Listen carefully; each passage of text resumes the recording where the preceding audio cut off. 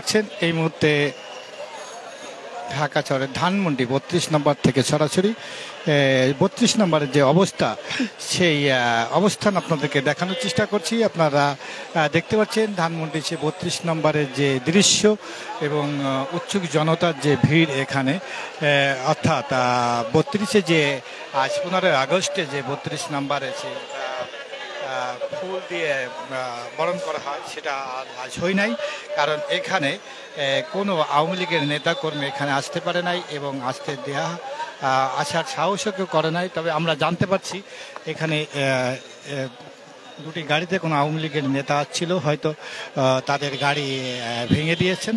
আমরা জানেন যে আপনারা ৩২ নম্বরের সামনে থেকে আপনাদেরকে সরাসরি দেখানোর চেষ্টা করছি।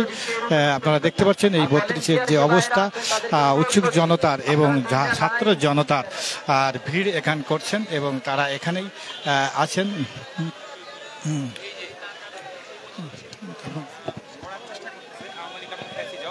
আমরা তাদের বিরুদ্ধে প্রতি বিপ্লবকে ঠেকানোর জন্য আমরা ময়দান অবস্থান করছি রেজিস্ট্যান্স উইক নামক কর্মসূচি দিয়ে। এবং আজকে আমাদেরকে এখানে অবস্থান নেওয়ার কারণ হচ্ছে, আপনারা সকলে জানেন এই জায়গাটা একটা ঐতিহাসিক জায়গা। আওয়ামী লীগ, ছাত্রলীগ এবং ফ্যাসিজমের দোসররা এই জায়গাটাকে অস্থিতিশীল করার চেষ্টা করতেছে। এই জায়গাটা যেন সেফ থাকে, এই কারণে আমরা ছাত্র জনতা এখানে অবস্থান করছি। আমরা লাউড এবং ক্লিয়ারলি বলে দিতে চাই, ফ্যাসিবাদ, আওয়ামী লীগ, ছাত্রলীগ কিংবা তাদের যদি কোনো দোসর এই জায়গা অথবা বাংলাদেশের কোনো জায়গাকে অস্থিতিশীল করার চেষ্টা করে, আমরা সেটাকে শক্ত হাতে প্রতিরোধ করব। আমরা ছাত্র জনতা গত জুলাই মাসের ৩ তারিখ থেকে আজ পর্যন্ত মাঠে আছি, যতক্ষণ পর্যন্ত না এদেশ থেকে আওয়ামী লীগ, ফ্যাসিবাদ এবং স্বৈরাচারের যে দোসররা আছে তারা এই দেশ থেকে বিতাড়িত না হবে, ততদিন পর্যন্ত আমরা মাঠে আছি, আমরা মাঠে থাকবই।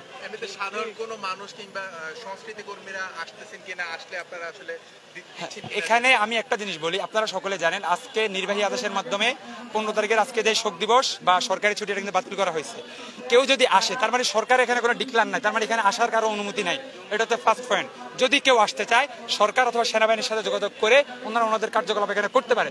কিন্তু এখানে যদি কেউ অস্থিতিশীল করার চেষ্টা করে, ফ্যাসিজমের বা আমাদের ছাত্র ভাইদের উপরে যারা হামলা করেছে তাদের মধ্য থেকে যদি কেউ এখানে আসে, তাহলে ছাত্র ভাইরা এটা জবাব দেবে, এটা আর বলতে হবে না। শুনতে পাচ্ছেন আমার অনুরোধ ভাইদের কাছে চলমান কোনো গাড়িতে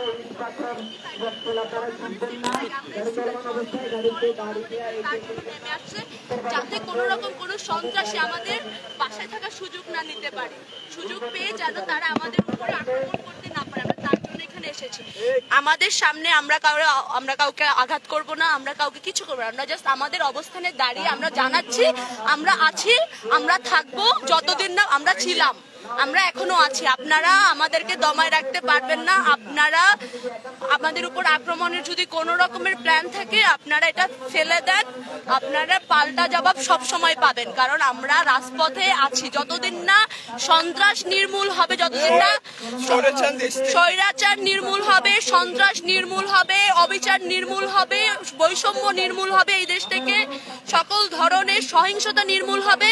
ছাত্র সমাজ, ছাত্র জনতা সবাই আমরা রাজপথে আছি, যখন চাইবো যখন লাগবে তখন আমরা রাজপথে আছি। আমরা এই দেশ আমরা সংস্কার করেই ছাড়বো, আমরাই নতুন বাংলাদেশ। আপনারা সবাই আপনাদের এজ এ স্টুডেন্ট আপনাদের সবার কাছে, মিডিয়ার কাছে রিকোয়েস্ট, প্লিজ আপনারা মানুষকে সহিংসতা থেকে দূরে রাখুন। আমাদের জনগণের কাছে অ্যাজ এ স্টুডেন্ট আমরা অনেক কষ্ট করেছি, আমাদের ভাই ব্রাদার অনেক হারিয়েছি। আমরা চাই না আমরা রাগের মাথায় এমন কোনো ডিসিশন নেই যেটার কারণে আমরা ওদের মতো হয়ে যাই।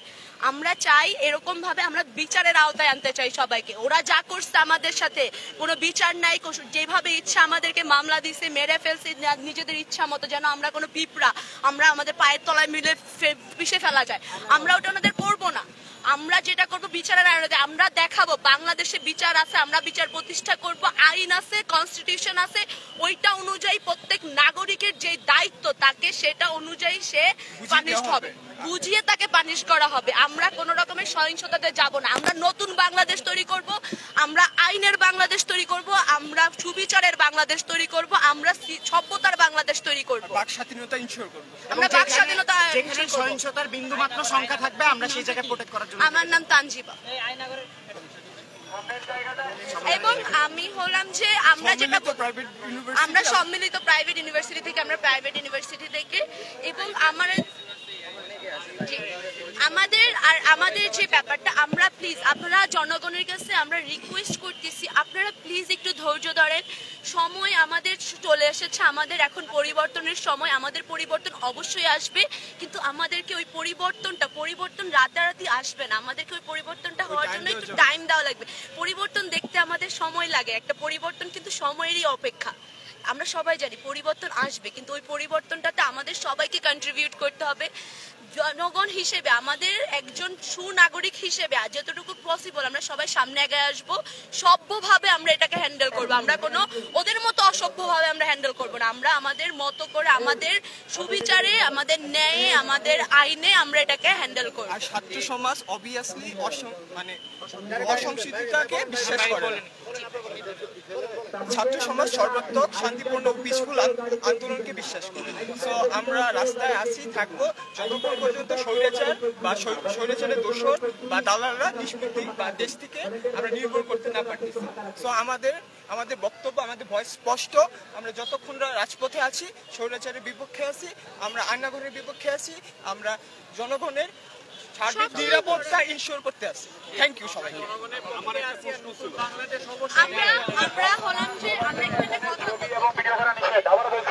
আপনারা দেখতে পাচ্ছেন এই মুহূর্তে আমরা একজন সাক্ষাৎকারে ছিলাম, তারা এই কথাই বলতেছিলেন, স্টুডেন্টরা এই কথাই বলতেছিলেন, আমরা এখানে কোনো সহিংসতা চাই না এবং আমরা চাই শান্তিপূর্ণভাবে এখানে অবস্থান করতে। এবং 15 আগস্টের যে ছুটির ঘোষণার কথা ছিল সেটা ঘোষণা হয় নাই, সেই 15 আগস্ট ছুটি বাতিল করেছে।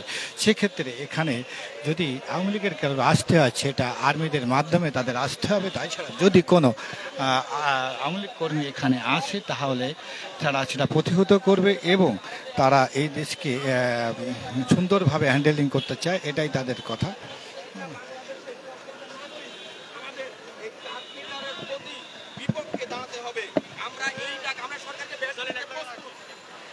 সরকারকে ব্যাট দিতে প্রস্তুত, কিন্তু প্রতি রিসার্চে কেন আমাদের 300 টাকা 200-500 টাকা কর্তন করে নিবে?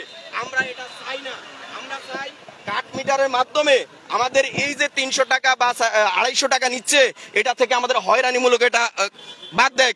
এবং কাট মিটারে যখন আমরা রিসার্চ করতে যাই দেখা যায় এই যে কিছুদিন আগে যে নেট বন্ধ ছিল, আমার একটা নাম্বারে এখন আমার মোবাইলে আছে প্রায় 120টা না 22টা নাম্বার আসছে। এখন দেখেন এটা যদি আমি একবার রিসার্চে কোনো একটু প্রবলেম হয়, আমার কিন্তু এটা চলে যেতে হবে, কোথাও দৌড়াদৌড়ি করতে হবে। এই যে একটা হয়রানি, এটা কেন ভাই? নিজের টাকা দিয়ে রিসার্চ করে এরপরে আবার এতগুলো নাম্বার আসবে। আরে ভাই 16টা নাম্বার দেন, 12টা নাম্বার দেন, তাহলে তো আমরা পারি। এখন আমরা যারা লেখাপড়া করছি বা যতটুকু জানি আমরা না পারি, যারা আমাদের দাদা আছে, চাচা আছে, অনেকে লেখাপড়া করে নাই, ওরা কিন্তু এটা প্রবলেম হচ্ছে। তারা প্রতিনিয়ত বিদ্যুৎ অফিসের সাথে দৌড়াদৌড়ি করতেছে। ওরাও আবার বৈশা রয়েছে এমন ভাবে যে টাকা খাওয়ার জন্য, যে আমি সমাধান করে দেবো, আমাকে 2000 টাকা দাও। তাহলে ভাই আমরা নিজের টাকা দিয়ে ইনকাম করে নিজের টাকা নিজেরা প্রিপেড মিটারে ঢুকি, আমরা কেন হয়রানির শিকার হব ভাই? এই কথাগুলো এতদিন বলতে পারতাম না, আজকে আমরা বলতেছি, মনের থেকে বলতেছি। আমরা মিডিয়ার মাধ্যমে স্বাধীন দেশের স্বাধীন নাগরিক হিসেবে বলতে চাই, আমাদের প্রত্যেকটা বাংলাদেশের গ্যাস লাইন যেই দাগ দিয়ে ভারতে চলে যাচ্ছে, ওই গ্যাস লাইনের জন্য আপনারা সবাই আপনাদের ফেসবুক থেকে একটা হলো ফোর্স দেন। এবং এই যে মিটার গুলো আছে, ডিজিটাল মিটারের নাম দিয়ে আমাদের থেকে কোটি কোটি টাকা চলে যাচ্ছে ভারতে, আদানি গ্রুপ। আবার এতদিন তো ভারতের বিপক্ষে বললো আমাদের পেজ গুলো বা আইডি গুলো বন্ধ করে দিত, এখন আর হচ্ছে না। মিডিয়ার ভাইদেরকে বলছি, আমাদের এই কাট মিটারের হয়রানিটা বন্ধ করতে হবে। এরপরে আসেন আমাদের ওয়াসার যে কিছুদিন পর 1 মাস 1.5 মাস পর কি করে ওরা পানির দাম বৃদ্ধি করে। আরে ভাই আমাদের নদীমাতৃক দেশ, আমাদের নদীমাতৃক দেশের মধ্যে আমরা যদি পানির এত টাকা দিয়ে পানি কিনতে হয়, তাহলে ইউরোপ আমেরিকা তারা কি করবে? যারা ইউরোপ আছে বা আরব কান্ট্রি আছে, ওই দেশে পানির দাম কম, আমাদের দেশে পানির দাম বেশি। একটা সংস্থা এই ওয়াসার যারা এমডি, আজকে শুনছি নিউজের মাধ্যমে তারা কি করছে, পদত্যাগ করছে এমডি। আরে ভাই এমডি গেলে তো হবে না, তার সাথে যারা সহকারী আছে তাদের প্রত্যেককে পদত্যাগ করতে হবে, প্রত্যেকের সম্পদের হিসাব দেখতে হবে, প্রত্যেকের কেউ যদি গর্তে লুকিয়েও থাকে তাদের প্রত্যেককে খোঁজ করে আনতে হবে। এরপরে আসি আমাদের সিটি কর্পোরেশন, ঢাকা উত্তর সিটি এবং দক্ষিণ সিটি, মশা মারার নাম দিয়ে, ড্রেন পরিষ্কার করার নাম দিয়ে পুরো ঢাকা শহর বা বাংলাদেশে যে 12টি সিটি আছে প্রত্যেকটা সিটিতে দলীয়করণ করে টাকা পয়সা লুটে পুটে ওরা খাচ্ছে। এখন আসেন, মশা কি নিধন হয়েছে আমাদের বাংলাদেশের?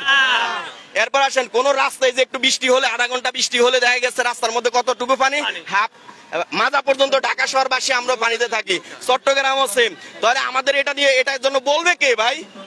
কেউ তো বলবে না। আজকে আমি বললে বলবে কি আমি আওয়ামী লীগের দালালি, বিরোধী দলের দালালি করতেছি। আরে ভাই, আমরা সাধারণ জনগণ, এটাতে আমরা আজকে ভুক্তভোগী।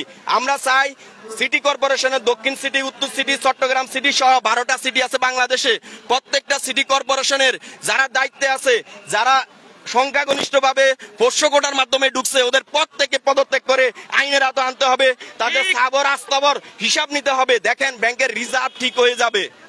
এবার আসি আমরা ব্যাংকের রিজার্ভ, বাংলাদেশ ব্যাংক সহ বিভিন্ন সরকারি ব্যাংক থেকে নামে বেনামে তারা কি করছে, লোন টোন নিছে। আমরা যদি একটা লোনের জন্য যাই ভাই, হয় না, কিন্তু একটা দলীয় নেতাকে যাওয়ার পরে তাদেরকে লোন দিয়ে দিচ্ছে। এই যে লোনগুলো, আমাদের রিজার্ভ যে কম, এই রিজার্ভ পরিপূর্ণ হবে যারা বেক্সিমকো কোম্পানি আছে, দরবেশ বাবাকে তো ধরা গেছে। এখন আসেন, আপনার বসুন্ধরা গ্রুপের নাম তো কেউ বলে না, কিরে ভাই? কোটি কোটি টাকা পূর্বাচলের নামে জনগণের জায়গার উপর দিয়ে শুধু কেবল বালু দিয়ে ভরাট করে তারা কি করছে, প্লট বিক্রি করা শুরু করছে। কিন্তু এরপর আপনার মেঘনা গ্রুপ কি করছে, সেম ভাবে কিছুদিন পর পর নিত্য আমাদের পণ্যদ্রব্য, তেল, নুন, আটা, ময়দা, সুজি, এরা 1 মাস 2 মাস পর 2 টাকা 4 টাকা করে বাড়ায় প্রত্যেকটা পণ্যের উপর। আরে ভাই, এই টাকাগুলো তো আমরা দিচ্ছি নাকি? আমরা তো আর সরকারি চাকরিজীবীদের মতো 6 মাস পর পর বেতন বাড়ে না আমাদের, যারা আমরা বিভিন্ন পেশাজীবী আছি। ঠিক আমাদের কি করতে হবে, এই মেঘনা গ্রুপ, এরপরে হচ্ছে বসুন্ধরা গ্রুপ, এই 2টার এমডিদেরকে ওদের হিসাবগুলো তলব করেন আপনারা সাংবাদিকরা, দেখবেন আমাদের ব্যাংকের যে রিজার্ভ এটা বেড়ে যাবে। এরপরে আসেন আরএফএল কোম্পানি, প্রাণ কোম্পানি, সেম। আমরা চাই না এরা কিছুদিন পর পর পণ্যের দামটা বাড়াচ্ছে। আরে ভাই, তেলের দাম দেখেন, চিনির দাম কত টাকা, এরকম ভাবে প্রত্যেকটা পণ্য তারা ধাপে ধাপে বাড়াচ্ছে। এবার আসেন, আমরা যদি আমাদের দাবি অনেক, বলার মতো তো ভাষা আসে না। আমরা দেখি আলু, পেঁয়াজ ও পণ্য দ্রব্য এগুলোর দাম আমাদের কি করতে হবে, কমাইতে হবে। ধন্যবাদ সবাইকে, দেখা হবে আরেকটা ভিডিওতে। দেখছেন 32-এর ভিতরে দেখেন একবারে ফাঁকা, এখানে কোনো জন নেই, এখানে শুধু ছাত্র জনতা ভিড় জমছে।